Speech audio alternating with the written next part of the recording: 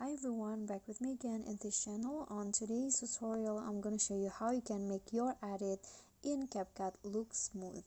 So here I have already added clips, and to make it smoother, you can just actually click on the clip and find the motion blur. Okay, this one, and set the blur and also the blend into around 30.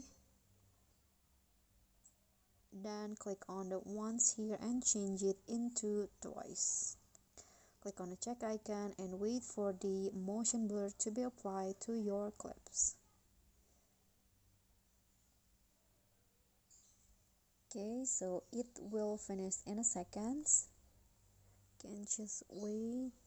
Okay, so now the motion blur has been applied and let's see the result. Okay, you can see now the edits look smoother than before.